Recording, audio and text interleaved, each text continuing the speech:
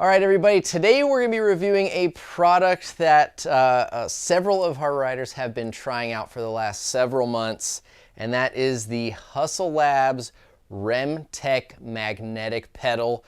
There are two pedals here. I mistakenly got them a little too close to each other before the camera rolled, and I figure to help answer just how strong are the magnets on these pedals, you can watch me struggle and try to pry them apart. So let's get into the review.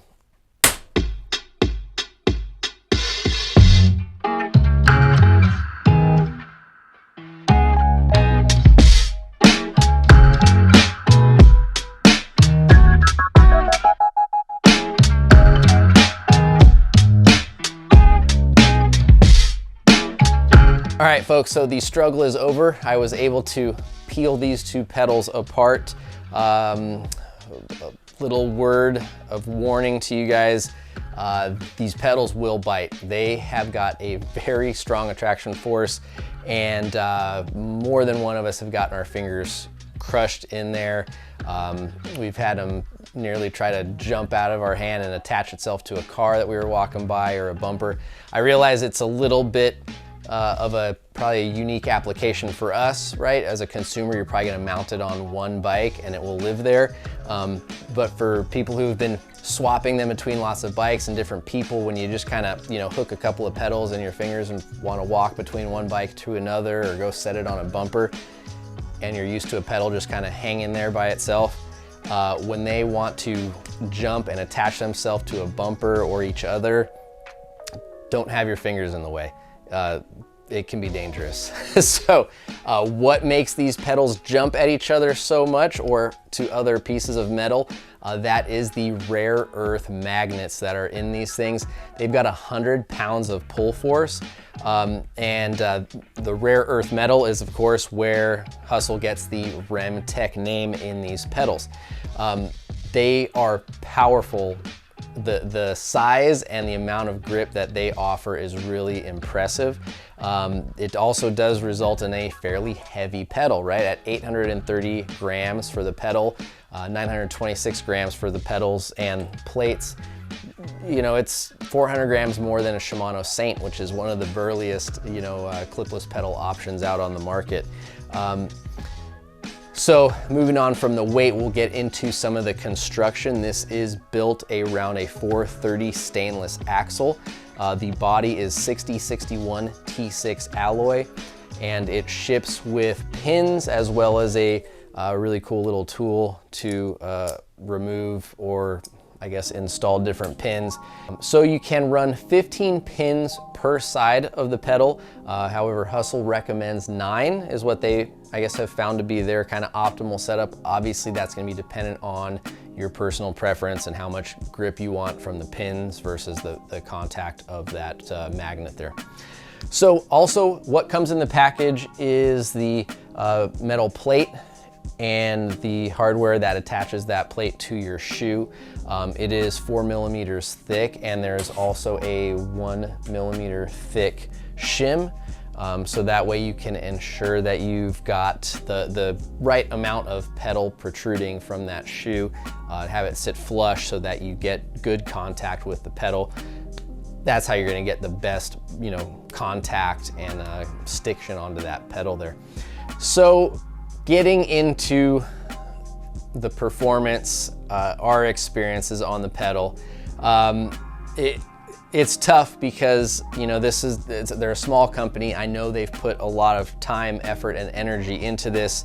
It came from a near-death experience where the founder wasn't able to get clipped out of a shoe and found himself hanging on the edge of a rock in Moab. So, I don't want to take away from the fact that he finds his riding experience to be better, and I'm sure there are countless numbers of riders out there who have a better, safer, more enjoyable riding experience from these pedals.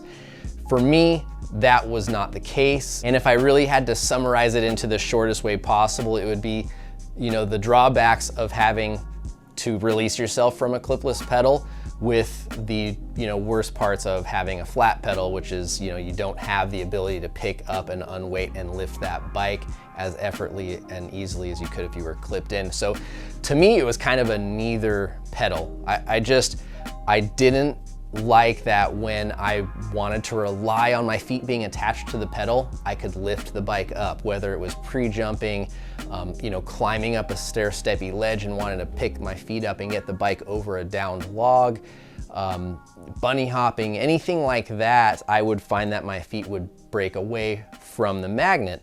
However, if I was losing traction or coming up to a stop or climbing a really technical trail and I wasn't gonna make a switchback and I wanted to pull my foot out, I had to like fight to get that foot off and disconnected from the magnet.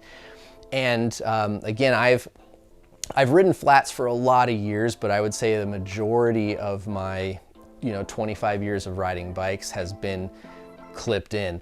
And mostly of those 25 years has been in Shimano. So to me, it is second nature to just unclip, twist the ankle and come out. And that's a similar motion to what you do to disengage from this. It just is a little bit more sticky. And because of the pins, we tried running it with more or less pins. We ended up running more pins so we could get the traction, but the pins made it a little harder to unclip with as well, compared to just a nice clean breakaway, from a regular traditional clipless pedal.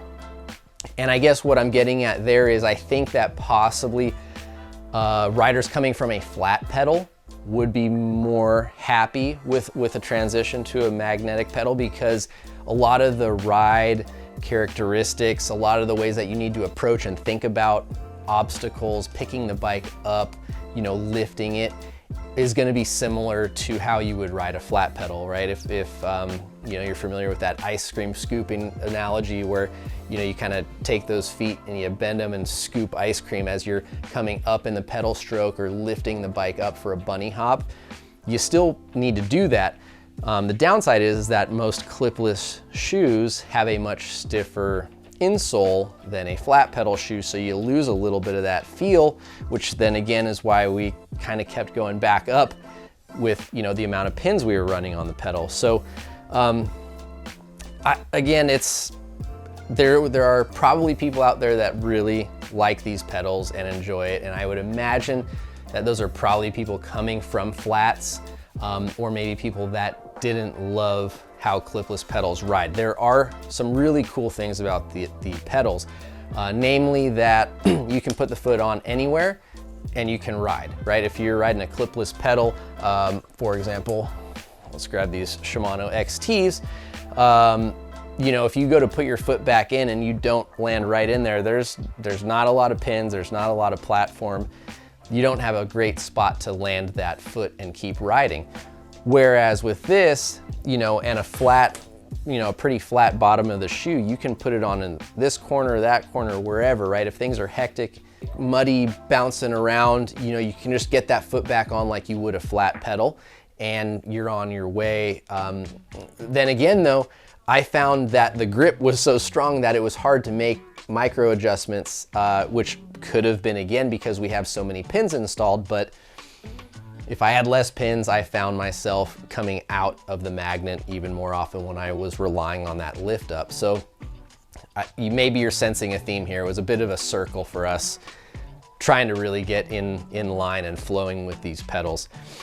So hopefully that gave you guys a little bit of information from, one rider's, well, I guess there's 4 riders' perspective, here and what we thought about the pedals. Obviously, like we said, all riders are looking for something different out on the trail. I have no doubt that there are riders who love and enjoy these and the benefits that they bring.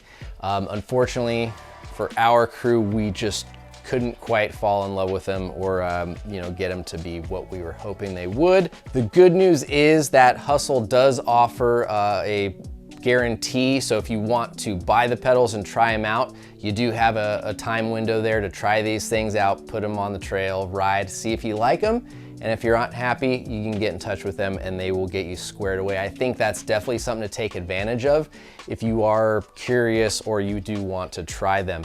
And if you do that, just make sure to watch your fingers and don't walk too close to any cars or metal workbenches.